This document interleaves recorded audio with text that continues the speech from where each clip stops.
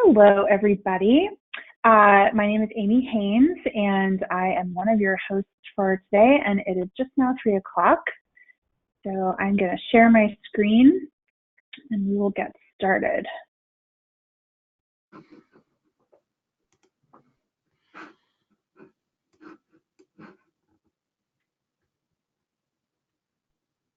There we go.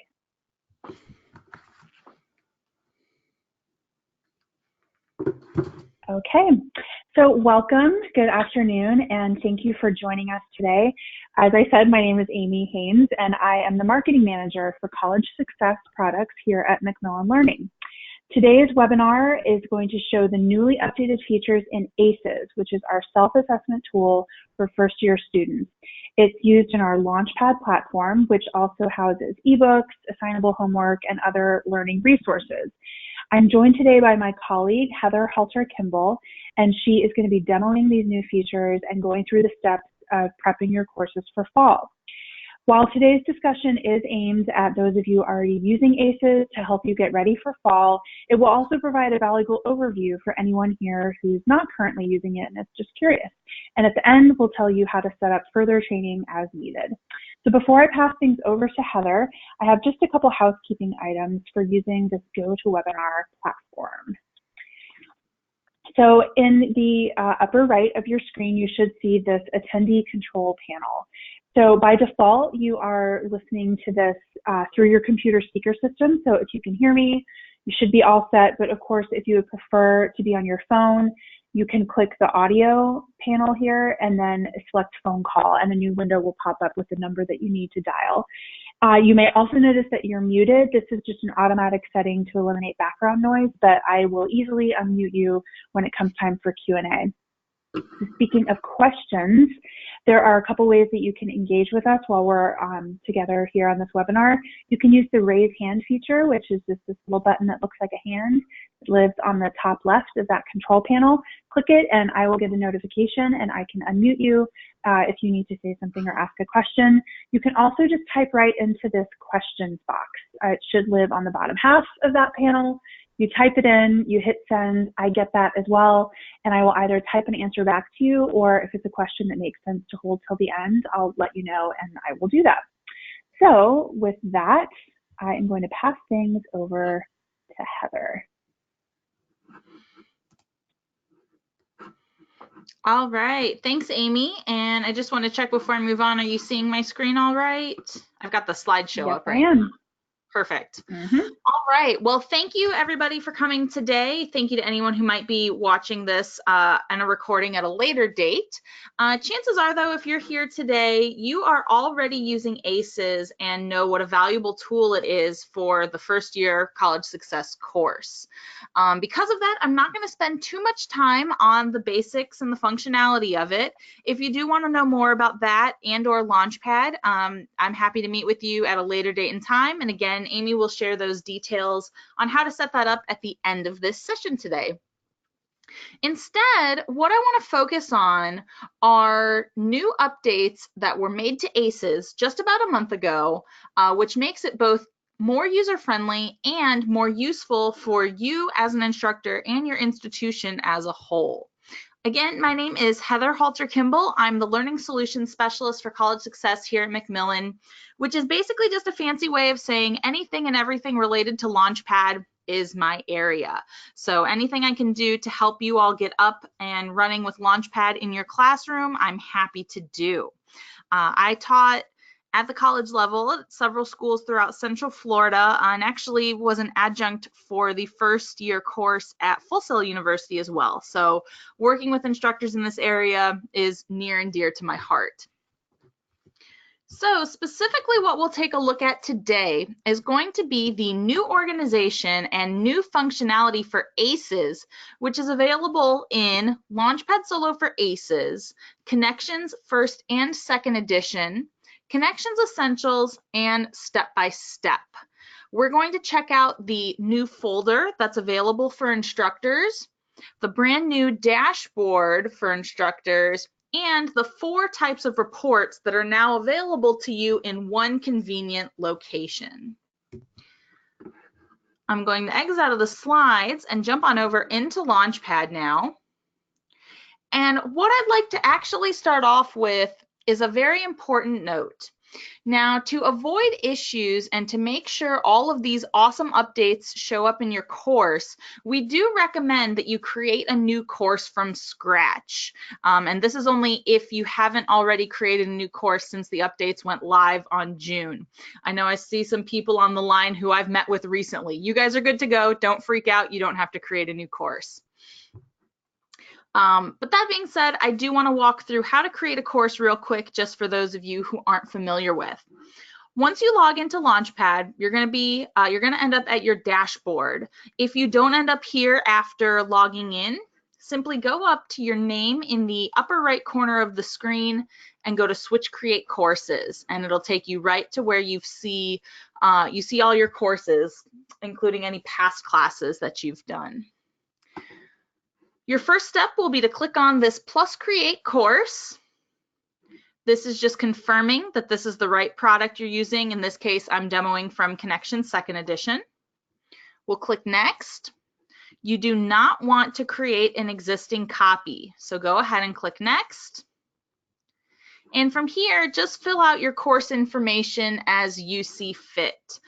Personally, we recommend, so that you don't have just this generic title right here, we recommend following this protocol where you put the course number, your section number, and time that your class meets, because students don't always remember section numbers, but they'll remember their class is on Tuesday at 1 o'clock, the semester, and then your last name. The rest of these boxes are optional, but you do want to make sure that you're set to the correct academic term and the correct time zone. It defaults to Eastern, I believe, so make sure to check on that. And then all you do is click on Create, and you'll see your new course listing. And from there, you enter the course and set up assignments as you usually do, which, remember, for ACES, it's as easy as clicking into your course. And then from here, we have the ACES initial report. So simply open it up, click Assign, and pick a due date. And then, of course, follow that same process for any other activities you'd like to sign in here as well. However, for these demo purposes, I'm going to jump out of this brand new course, and I'm actually going to jump into a course where I've got several sample students in here. So now let's get down to actually talking about ACES.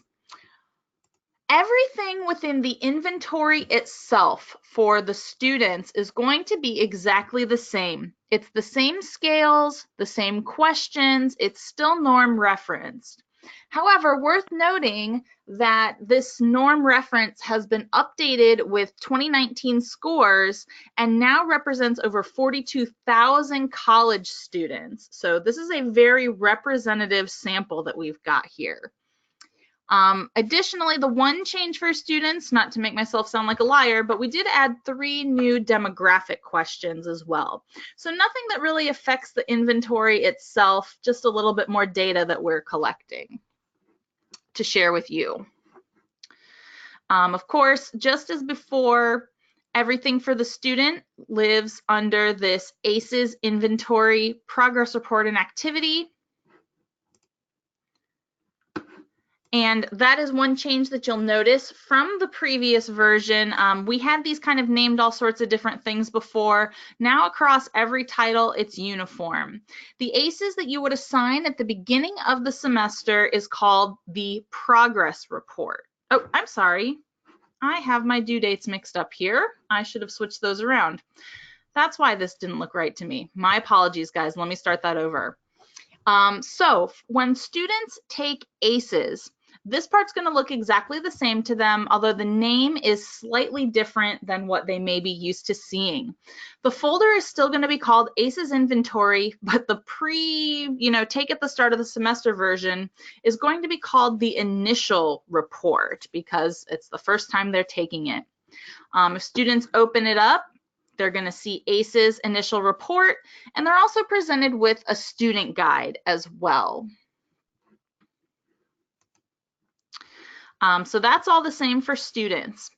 One thing that might be new, depending on which version of ACES you were using before, is we now have a version of ACES that you can officially give at the end of the semester as well. You'll find this down at the bottom of the table of contents. Mine happens to be up top because I already assigned it. But that's going to be the ACES inventory progress report and activity. And if we click that open, you'll notice this looks very similar. Of course, the only difference is we've renamed this progress report. And then depending on which Launchpad you're using, you will have a different capstone, or I should say an activity. If you're using Connections 2E, you have this great capstone activity, which actually opens up and allows students to work through an activity that pulls automatically their initial report and progress report scores. All other Launchpads will have a very similar activity, except it'll be a downloadable PDF and it won't pull these numbers in automatically, but you still get a nice reflective experience over the progress students have made throughout the semester. Worth noting, some of you may have used a sort of version of the post-test that had a Likert scale quiz. That has now been removed, and that's what we replaced with this activity. So that's everything from the student side. Again, everything's pretty much the same. We just renamed the first time you take ACES as the initial report and the second time you take ACES as the progress report. Where it gets really fun and interesting, though, are the changes we've made for the instructors. Rather than everything for you being hidden under these student ACES folders, we've instead given you your whole own folder called ACES Instructor Resources and Reports, and this will live right towards the top of the table of contents in Launchpad. You will notice that it is grayed out and says hidden. This just, of course, means your students can't see it because they don't need to see everybody's ACES scores or the instructor instructions. If we open this up, you'll see we've got a couple of handy things. The first of which is the Instructor's Guide to Using ACES. We've made this a little bit more streamlined than it used to be. We provide you just a basic outline here, but then what's really helpful is we add a link to our knowledge base at the bottom of the page here, where we've got a nice dynamic option for finding exactly what you may need help with. I'm going to click home and go back to our menu here. I'll come back to this dashboard in a minute, but I did just want to point out that like before, you can view the inventory questions as well. This is exactly the same as before, just a little bit easier to access. And you can still view the feedback given to the students. Again, the same, just a little bit easier to access. Okay, and then of course your last option here is the ACES Instructor Dashboard, which is what we are going to look at next because this is where most of the changes have taken place. So in the Instructor Reports dashboard, what you're going to notice is that everything you need to look at ACES results is available right here. Previously, you had to kind of jump around through a couple of different windows. Instead, we've got everything nice and streamlined right here. Everything's very symmetrical.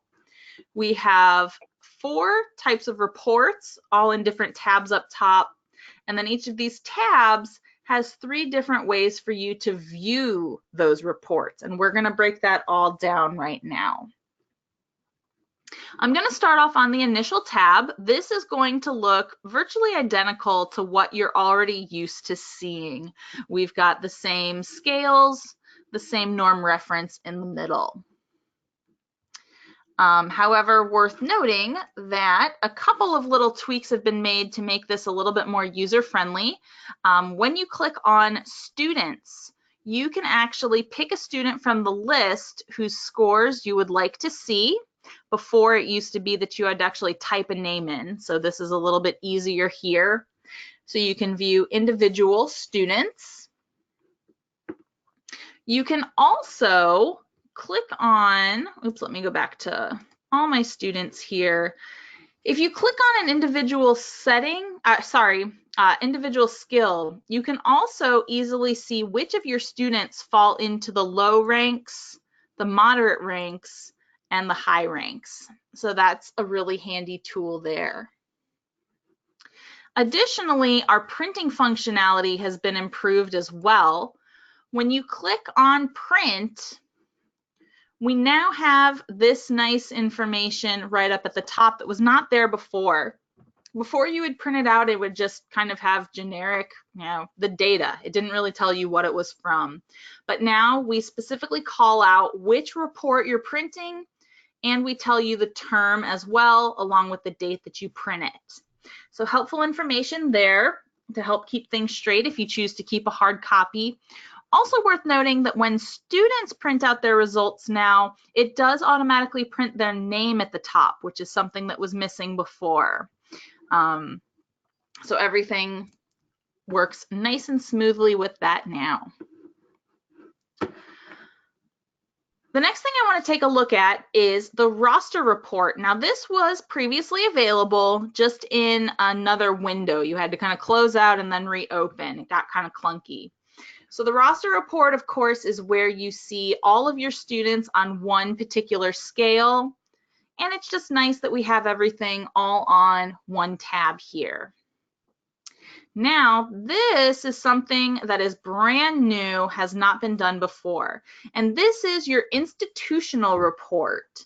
Now, what this does is it looks at your ACES initial report scores from every student at your university who's taken it, including your own. So what's cool is you can see, admittedly, these aren't great scores. I've only had 3 students do that, so I apologize. This doesn't look very pretty right now. But what's great is if you'd like, you can kind of flip back and forth between your class report and the institutional report to see how your class stacks up to everyone else at your school. So this tab, the initial tab, is largely used at the start of the semester and throughout. The rest of these tabs are largely going to be used at the end of the semester. So the first tab is the progress report, which, as you can guess from what we described with the students, this is the second time that students have taken ACES. So typically this is done towards the end of the semester to see how much improvement they've made from the start. This is basically the same as the initial report, but of course the scores should be different. We still have the class report, all the same functionalities here.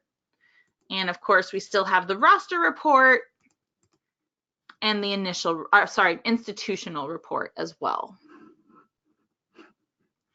The next tab is another completely brand new feature, and this is the comparison tab. And what this does is for any students who have completed both the initial and the progress version of ACES, it will show their scores side by side. The initial, of course, is kind of these lighter, more pastel colors, and then the progress report are going to be a little bit brighter.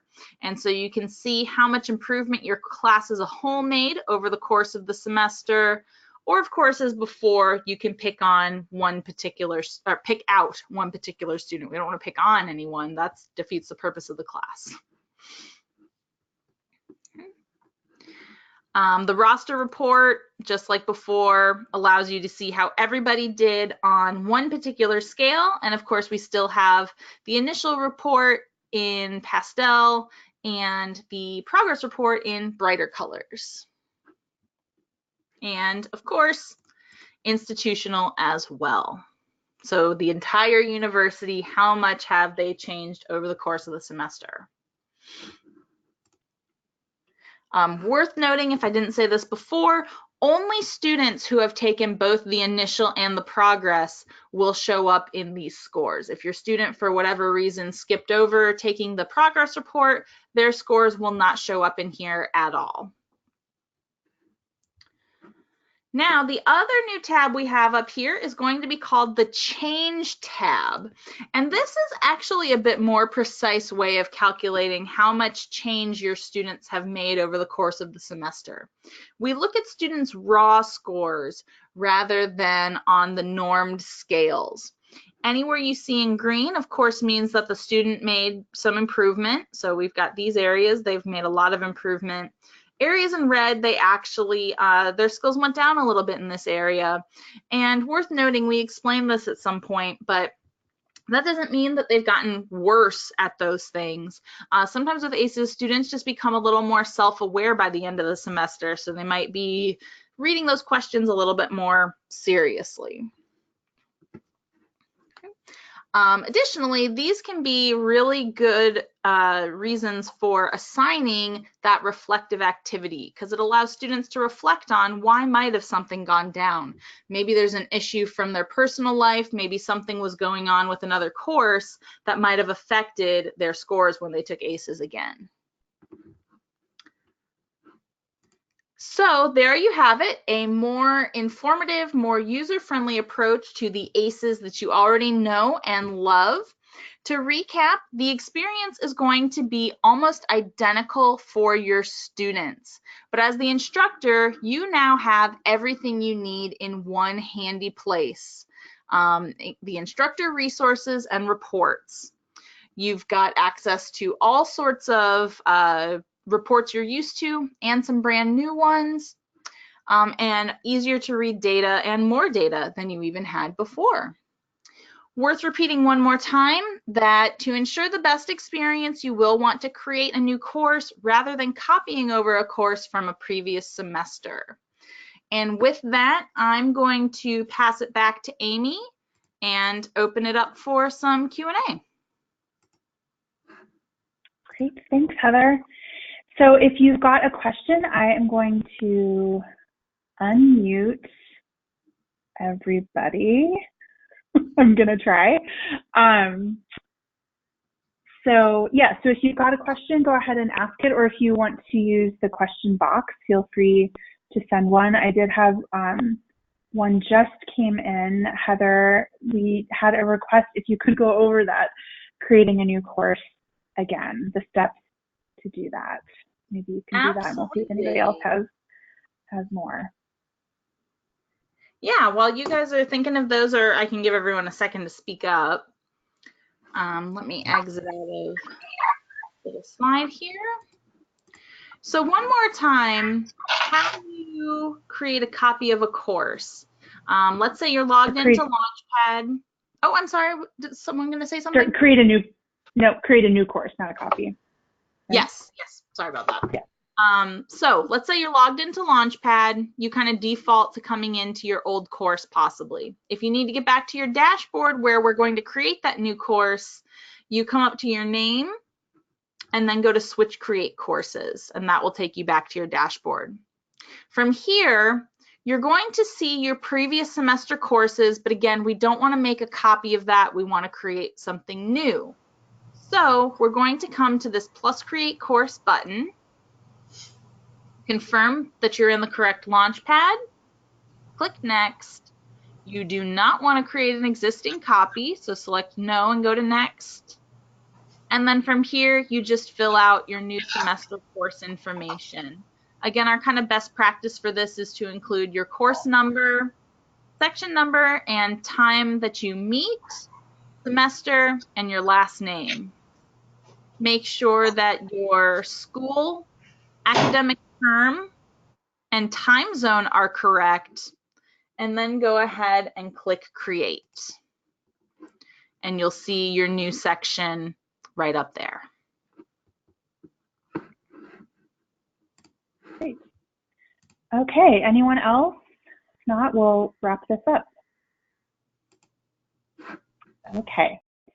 So just quickly, we mentioned this at the beginning, and this slide that's up on the screen now gives you some information about setting up a time with Heather. She's got an online calendar where you can pick the day and time that works best for you. So it's that meetme.so/Heather Kimball is the website. And it's as simple as just like I said, scheduling it on your calendar that works for your schedule. And she can walk through this again with you, help you get your course set up, whatever you need. And certainly any other products that you're interested in, not just ACES, it could just be other resources in Launchpad.